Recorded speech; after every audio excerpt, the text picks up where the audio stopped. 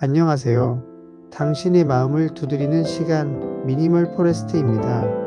오늘 여러분의 하루는 어떠셨나요? 계절이 바뀌는 냄새를 맡을 여유는 있으셨는지, 혹은 쫓기듯 시간을 보내다 어느새 캄캄한 밤을 맞이하진 않으셨는지 궁금합니다. 살다 보면 문득 내가 서 있는 이 자리가 유난히 위태롭게 느껴지는 날이 있습니다. 열심히 달린다고 달렸는데 주변을 둘러보면 여전히 제자리인 것 같고, 남들은 저만치 앞서가는 것 같은데 나만 끝이 보이지 않는 터널 속에 갇혀있는 듯한 기분, 아마 한 번쯤은 느껴보셨을 겁니다. 숨이 턱 끝까지 차오를 때 우리는 마음속으로 수십 번도 더 되냅니다. 이제 그만하고 싶다. 여기까지가 내 한계인가 보다라고 말이죠. 포기라는 단어는 참으로 달콤한 유혹입니다. 지고 있는 짐을 내려놓으면 어깨가 가벼워질 것 같고, 이 레이스에서 이탈하면 비로소 자유로워질 것 같으니까요. 하지만 오늘 저는 그 달콤한 유혹을 뒤로하고 다시 한번 신발끈을 단단히 고쳐매는 당신의 용기에 대해 이야기해 보려 합니다. 멈추지 않고 나아가는 삶, 포기하지 않는 삶이 가진 그 숭고한 무게에 대해서 말입니다.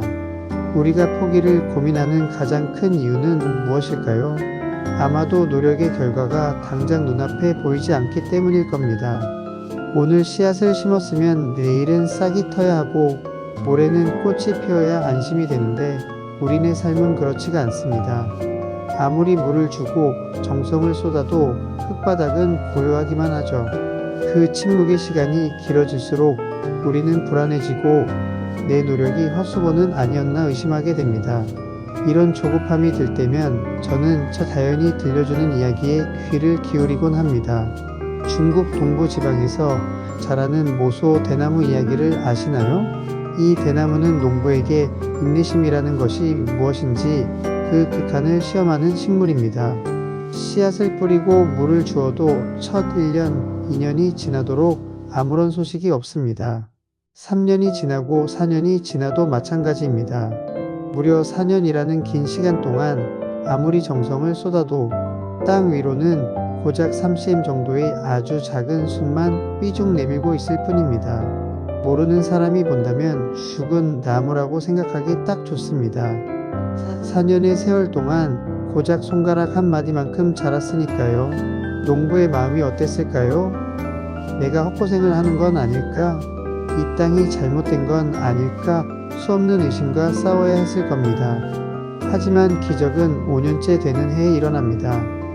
그 오랜 침묵을 깨고 모소 대나무는 어느 날 갑자기 하루에 30cm씩 무서운 속도로 자라기 시작합니다. 그렇게 6주 만에 15m, 아파트 5층 높이 이상으로 훌쩍 자라나 울창한 숲을 이룹니다. 도대체 어떻게 된 일일까요? 지난 4년 동안 대나무는 자라지 않았던 것이 아닙니다. 땅 위로 올라가는 대신 땅 밑으로 깊고 넓고 단단하게 뿌리를 내리고 있었던 것입니다. 15m라는 거대한 몸집을 지탱하기 위해서는 그만큼 거대한 뿌리가 필요했기에 아무도 보지 않는 캄캄한 흙 속에서 치열하게 준비를 하고 있었던 것이죠. 지금 여러분의 삶이 정체되어 있다고 느끼시나요? 아무런 변화가 없다고 좌절하고 계신가요? 그렇지 않습니다. 여러분은 지금 멈춰 있는 것이 아니라 뿌리를 내리고 있는 중입니다. 더 높이 비상하기 위해, 훗날 찾아올 거센 비바람에 쓰러지지 않기 위해. 당신의 영혼은 지금 이 순간에도 보이지 않는 곳에서 가장 치열하게 자라나고 있습니다. 겉으로 드러나는 성과가 없다고 해서 당신의 시간이 헛된 것은 결코 아닙니다.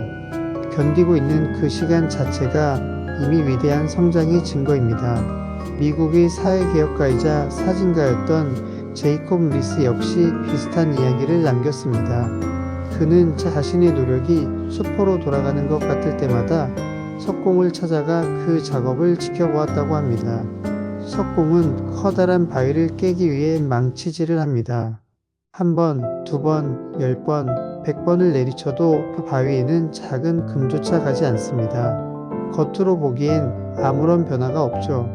하지만 101번째 망치를 내리치는 순간 바위는 거짓말처럼 두 조각으로 쩍 하고 갈라집니다. 제이콥 리스는 이렇게 말합니다. 바위가 갈라진 것은 그 마지막 한 번의 망치질 때문이 아니라 그 전에 내리쳤던 100번의 망치질이 있었기 때문이다 라고요. 우리가 포기하고 싶은 그 순간이 어쩌면 99번째 망치질을 하고 있는 순간일지도 모릅니다. 딱 한 번만 더 내리치면, 딱 한 걸음만 더 나아가면 벽이 무너지고 문이 열릴지 모르는데 우리는 그 직전에 돌아서고 마는 것은 아닐까요? 포기하지 않는다는 건 바로 그 101번째 타격을 믿는 믿음입니다. 역사를 돌아보면 인류의 위대한 유산들은 늘 포기하고 싶은 순간 바로 뒤에 탄생했습니다. 그 대표적인 인물이 바로 악성 베토벤입니다. 음악가에게 청력을 잃는다는 것이 어떤 의미일까요? 화가에게 시력을 뺏는 것과 같고 무용수에게 다리를 뺏는 것과 같을 겁니다. 베토벤은 20대 후반이라는 젊은 나이에 소리를 잃어가기 시작했습니다. 작곡가로서 가장 왕성하게 활동해야 할 시기에 찾아온 침묵 그리고 귓가를 맴도는 고통스러운 이명. 그는 절망에 빠져 하일리게 슈타트 유서를 쓰며 첫 가사까지 결심했었습니다. 신을 원망하고 운명을 저주하며 생을 마감하려던 그 순간 그를 다시 일으켜 세운 건 역설적이게도 음악이었습니다. 그는 유서에 이렇게 적습니다. 나에게 주어진 이 예술적 사명을 다 완수하기 전에는 이 세상을 떠날 수 없다. 그는 죽음 대신 운명과의 투쟁을 선택했습니다. 귀가 들리지 않기에 세상의 소음에 방해받지 않고 오직 자신의 내면에서 울리는 영혼의 소리에 귀를 기울였습니다. 피아노 다리를 잘라 바닥의 진동을 몸으로 느끼며 작곡을 이어갔습니다. 그 고통의 시간, 그 처절한 어둠 속에서 탄생한 곡이 무엇인지 아십니까? 바로 인류 최고의 걸작이라 불리는 교향곡 9번 합창입니다. 고통을 환희로 승화시킨 그 웅장한 멜로디는 그가 포기하지 않았기에 세상에 나올 수 있었습니다. 베토벤은 말했습니다. 나는 운명의 목덜미를 죄어버리겠다. 시련은 우리를 굴복시키기 위해 오는 것이 아닙니다. 우리가 시련보다 더 강한 존재임을 증명하기 위해 찾아오는 것입니다. 또 다른 역사적 순간으로 여러분을 안내하고 싶습니다. 제2차 세계대전 당시 영국은 나치 독일의 무자비한 공습으로 절체절명의 위기에 빠져 있었습니다. 런던의 하늘은 매일 밤 폭격으로 붉게 물들었고 시민들은 공포에 떨었습니다. 패배의 그림자가 짙게 드리웠던 그 암울한 시기, 영국의 수상 윈스턴 처칠이 옥스퍼드 대학의 졸업식 연단에 섭니다. 청중들은 그가 전쟁의 상황이나 복잡한 전략에 대해 긴 연설을 할 것이라 예상했습니다. 하지만 단상에 오른 처칠은 모자를 벗어 연단 위에 놓고 청중을 오랫동안 침묵 속에 응시했습니다. 그리고 입을 열어 아주 짧지만 역사의 길이 남을 명언을 남깁니다. 포기하지 마십시오. 절대로, 절대로, 절대로, 절대로 포기하지 마십시오. 그는 이어서 말했습니다. 명예와 양심에 관한 확신이 있는 경우를 제외하고는 그 어떤 것에도 그 어떤 적에게도 굴복하지 마십시오. 그 짧은 외침은 단순한 격려가 아니었습니다. 그것은 어둠을 뚫고 끝까지 나아가겠다는 인간 의지의 선언이자 공포에 질린 국민들을 하나로 묶는 사자후였습니다. 때로는 수려한 문장보다 절대 포기하지 않겠다는 투박한 진심 하나가 세상을 바꾸기도 합니다. 지금 여러분을 가로막고 있는 벽은 무엇입니까? 베토벤의 침묵입니까? 아니면 처칠의 전쟁입니까? 경제적인 어려움일 수도, 인간관계의 상처일 수도, 혹은 나 자신에 대한 실망감일 수도 있겠지요. 하지만 분명한 것은 그 벽은 여러분을 멈추게 하기 위해 있는 것이 아니라 여러분이 그 꿈을 얼마나 간절히 원하는지, 그 너머로 갈 자격이 있는지를 묻기 위해 서 있다는 사실입니다. 우리는 흔히 실패를 두려워합니다. 실패하면 끝장이라고 생각하죠. 하지만 어니스트 헤밍웨이의 소설 노인과 바다는 우리에게 실패와 패배의 진정한 차이를 묻습니다. 소설 속 늙은 어부 산티아고는 84일 동안 고기를 한 마리도 잡지 못했습니다. 마을 사람들은 그를 운이 다한 노인이라며 비웃었죠.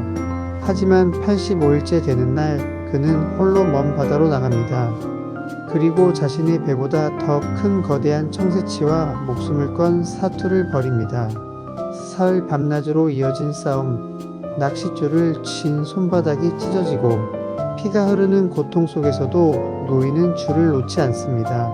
마침내 청새치를 잡아 배에 묻고 항구로 돌아오지만 피 냄새를 맡은 상어떼의 습격을 받게 됩니다.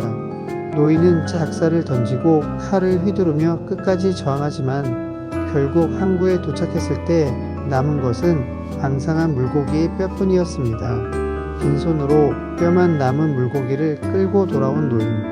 결과만 놓고 보면 이것은 명백한 실패입니다. 고기 살점은 하나도 남지 않았으니까요. 남들이 보기엔 그저 헛수고를 한 늙은 어부일 뿐입니다. 하지만 산티아고 노인은 스스로에게 이렇게 독백합니다. 인간은 패배하도록 만들어지지 않았어. 인간은 파멸당할 수는 있어도 패배할 수는 없는 거야. 이 문장이 주는 울림은 실로 거대합니다. 우리의 육체는 지칠 수 있습니다. 우리가 공들여 쌓은 탑이 무너질 수도 있고 사업이 망할 수도 있고 시험에 떨어질 수도 있습니다. 헤밍웨이는 그것을 파멸이라고 불렀습니다. 하지만 내 마음이 스스로 무릎 꿇지 않는 한, 내가 나의 존엄을 포기하지 않는 한 우리는 결코 패배한 것이 아닙니다. 결과가 빈손일지라도 끝까지 싸워낸 그 과정이 우리를 위대하게 만듭니다. 상어떼와 싸우며 한국까지 돌아온 산티아고 노인은 패배자가 아니었습니다. 그는 자신의 한계와 싸워 이긴 승리자였습니다. 그날 밤 지친 몸을 이은 노인은 다시 사자 꿈을 꿉니다. 내일 다시 바다로 나갈 준비가 되어 있다는 뜻이죠. 포기하지 않는다는 건 늘 승리한다는 뜻이 아닙니다. 쓰러져도 다시 일어난다는 뜻이며 결과와 상관없이 나 자신을 지켜낸다는 뜻입니다. 발명왕 토마스 에디슨의 이야기도 빼놓을 수 없습니다. 그는 전구를 발명하기 위해 무려 1만 번의 실험에 실패했다고 전해집니다. 한 기자가 그에게 물었습니다. 1만 번이나 실패했을 때 심정이 어땠습니까? 포기하고 싶지 않으셨나요?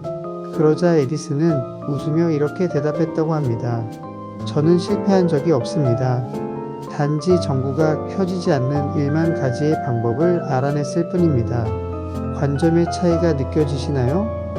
포기하는 사람에게는 모든 과정이 실패로 보이지만 포기하지 않는 사람에게는 모든 과정이 데이터이자 경험이 됩니다. 에디슨에게 1만 번의 시행착오는 실패가 아니라 성공으로 가는 계단이었던 셈이죠. 여러분이 지금 겪고 있는 어려움도 마찬가지입니다. 그것은 실패가 아닙니다. 안 되는 방법을 하나 더 알게 된 것이고 내공을 쌓는 과정이며 성공이라는 목적지에 도달하기 위한 필수 코스를 지나고 있는 것입니다. 혹시 지금 너무 지쳐서 더 이상 한 발자국도 떼기 힘들다고 느끼신다면 괜찮습니다. 잠시 쉬어가셔도 좋습니다. 주저앉아 울어도 좋고 며칠 동안 아무것도 하지 않고 누워있어도 괜찮습니다. 숨을 고르는 것은 포기가 아닙니다. 그것은 다시 달리기 위한 쉼표입니다. 하지만 부디 그 자리에 아주 주저앉지는 마십시오. 마음속에 불씨마저 꺼트리지는 마십시오. 모소 대나무가 묵묵히 어둠 속에서 뿌리를 내리듯 석공이 100번의 망치질을 견디듯 베토벤이 정막 속에서 악상을 떠올리고 산티아고 노인이 뼈만 남은 고기를 끌고 기어이 항구로 돌아오듯 오늘 하루를 버텨낸 당신은 그 존재만으로도 이미 충분히 위대합니다. 어쩌면 인생은 속도전이 아니라 지구전일지 모릅니다. 빨리 가는 것보다 중요한 것은 멈추지 않고 계속 가는 것입니다. 비록 오늘은 보잘것없어 보일지라도 당신이 흘린 땀방울과 눈물, 아무도 알아주지 않는 그 고독한 노력들이 모여 언젠가 반드시 찬란한 꽃을 피울 것입니다. 아니, 포기하지 않고 오늘을 살아낸 당신 자체가 이미 세상에서 가장 아름답게 피어난 꽃입니다. 가장 어두운 시간은 해가 뜨기 직전이라고 합니다. 지금 당신이 겪고 있는 이 어둠이 깊다면 그것은 곧 찬란한 아침이 밝아올 것이라는 신호입니다. 그러니 조금만 더, 딱 한 걸음만 더 버텨주십시오. 당신의 계절은 반드시 옵니다. 마지막으로 이 말을 꼭 전하고 싶습니다. 당신이라는 우주는 아직 완성되지 않았습니다. 무한한 가능성을 품고 팽창하고 있는 중입니다. 그러니 부디 당신이라는 우주를 포기하지 마십시오. 오늘 밤은 부디 무거운 짐 내려놓으시고 편안한 쉼을 얻으시길 바랍니다. 내일도 묵묵히 당신만의 길을 걸어가십시오. 감사합니다.